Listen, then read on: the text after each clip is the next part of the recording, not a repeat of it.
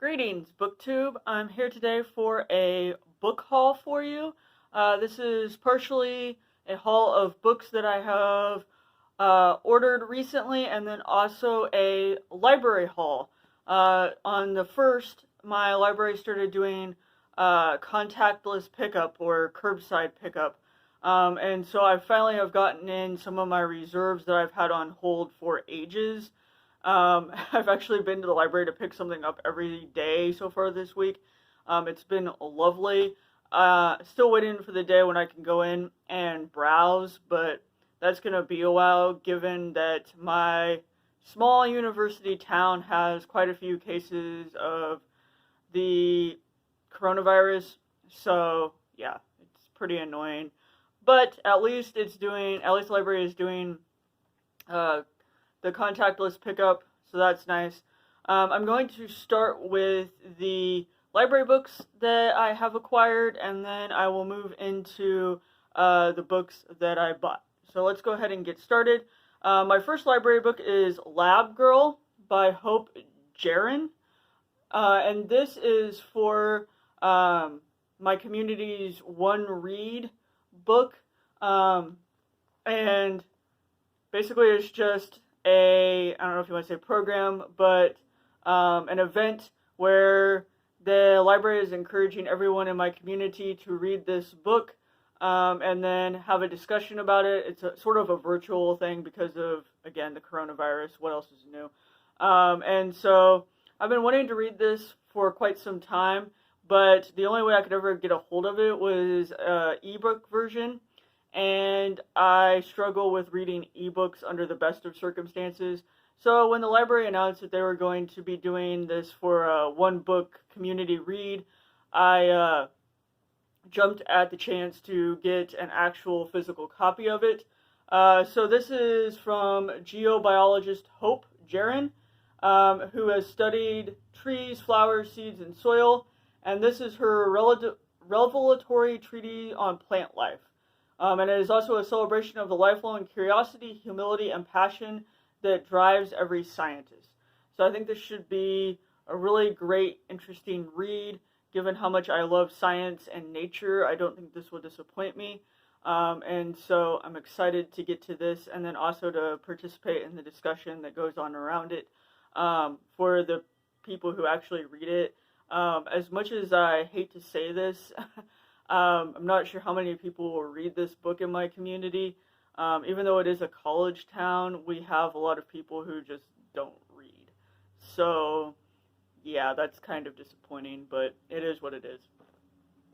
The other book I actually started yesterday that I am really, really, really liking so far. This is one that I had on hold before the coronavirus even started. And then, of course, around the time that it probably would have came in and I would have gotten it, the library shut down.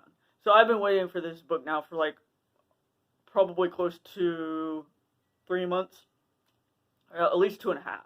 And that is The Other Madisons, The Lost History of a President's Black Family. And so this is about President James Madison, and the author of this book is Betty Kearse, something like that. I apologize if I butchered her name completely. And she has ancestors who were possibly fathered by James Madison.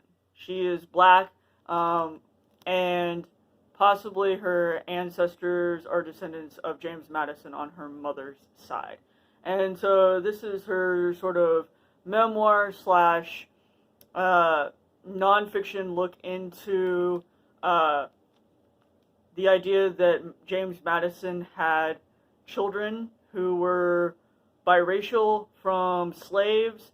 And yeah, like I said, so far it has been absolutely fascinating. I'm really liking this, and I can't wait to read more into it. I'm on chapter 3 at the moment, and yes, definitely enjoying this. I do think I will really like it, and it will be really fascinating. So looking forward to reading more of this one. The next book I picked up is Conjure Woman by Afia Atakora. And this is a sweeping story that brings the world of the South before and after the Civil War vividly to life. It spans generations and explores the lives of three unforgettable women. Miss Maybelle, a wise healer, her precocious and observant daughter Rue, who is reluctant to follow in her mother's footsteps as a midwife, and their master's daughter Verena. So I think this will be a fun read and an interesting read. I've heard a lot about it, and it sounds like something I will enjoy. So yeah, looking forward to getting to this one as well. And then another book I put on hold randomly. I'm not sure I'm going to like it. I've heard really mixed reviews about it, so I don't know. But is The Lost Children Archive by Valeria Lucelli. And this is a mother and father set out with their two children, a boy and a girl, driving from New York to Arizona in the heat of summer. Their destination is Apacheria, the place the Apaches once called home. In their car, they play games and sing along to music, but on the radio, there's news about an immigration crisis, thousands of kids trying to cross the southwestern border into the United States, but getting detained or lost in the desert along the way. As the family drives through Virginia to Tennessee, across Oklahoma and Texas, we sense they're on the brink of a crisis of their own. A fissure is growing between the parents, one the children can almost feel beneath their feet. They are led inexorably to a grand, harrowing adventure, both in the desert landscape and within the chambers of their own imaginations. And so this is told through like text messages, sounds, images, different things like that. It's not all in one specific like narrative style. So that is interesting. I like the fact that it possibly focuses on the immigration crisis in some ways, but I'm still just not sure, based on the sort of tepid reviews I've heard of it, if I will enjoy this or not, but we shall see. And then the last book that I just picked up this afternoon is The Girl and the Stars, the first book of The Ice by Mark Lawrence. Mark Lawrence wrote one of my favorite trilogies, the name of which is escaping me. It had, let me look and see if I can find it in here. Yeah, the Book of the Ancestor, that had Red Sister, Grey Sister, and Holy Sister. I really, really enjoyed those books. And so when I found out that he had another series or trilogy coming out, I jumped at the chance to read it. This is a new epic fantasy series following a young outcast who must fight with everything she has to survive, and it is set in the same world as Red Sister. So I think that I will really enjoy this, especially if it's as good as the books of the Ancestor were. So yeah, looking forward to that. So that is all of the library books that I have picked up in the last 3 days. Moving on now to the books that I have ordered and received. So the first one of those is The Claverings by Anthony Trollope. This is for Steve Donahue's Consorting with Lonely Trollops. The Claverings is the book we are reading in the month of June. And so I picked this up used from a seller on Amazon. Not in the greatest of condition. And they put it in one of those like vacuum sealed bags that is just made like the entire book kind of sticky. So yeah. Anyway, but I'm excited to dive into The Claverings. This follows Harry Clavering, who is perhaps the first well-born Victorian hero to choose a career in civil engineering. He wants to transform the world with railways and bridges. Julia Brabazon, his first love, jilts him for a wealthy, dissipated, and decrepit nobleman. 2 years later, she's a rich young widow, and she reappears and forces Harry to choose between the comforts of a moneyed wife and the honorable course of marrying his fiancée. So I think this will be a fun read from Trollope. I've enjoyed, to an extent, everything that we've read so far for Consorting with Lonely Trollops. My least favorite so far being Mr. Scarborough's Family, but looking forward to diving into this one. I read the first chapter last night before I went to bed, but looking forward to getting into more of it. And then another book that I picked up was The Life of Samuel Johnson by James Boswell. And this is another book that I've heard about on Steve Donahue's channel. He talks about it a lot, that he likes to reference it and go back to it. And so this is where Samuel Johnson recounts, or where Boswell, recounts the life of Samuel Johnson, who was one of the towering figures of English literature. And yeah, looking forward to reading this. I started another biography of Samuel Johnson, which just wasn't very good. So I'm hoping this will be better, because that one was just boring. It didn't hold my attention at all. Next up is American Philosophy, A Love Story by John Kegg. I don't even remember where I heard about this at, but it just sounded fascinating to me. In American Philosophy, John Kegg, a dispirited young philosopher, is at sea in his marriage and his career when he stumbles upon the abandoned library of William Ernest Hocking. Hocking, one of the last true giants of American philosophy, was a direct intellectual descendant of William James. Not only does Hocking's library contain handwritten notes from Whitman and inscriptions from Frost, but there are startlingly rare first editions of Hobbes, Descartes, and Kant. As Kegg begins to catalog and read these priceless volumes, he embarks on a thrilling journey that leads him to the life-affirming tenets of American philosophy. So, I don't know. I just was attracted to this. I like books about discovering other authors and works and things like that, so I wanted to pick this up. Another book I got was The Soul of America, The Battle for Our Better Angels by John Meacham.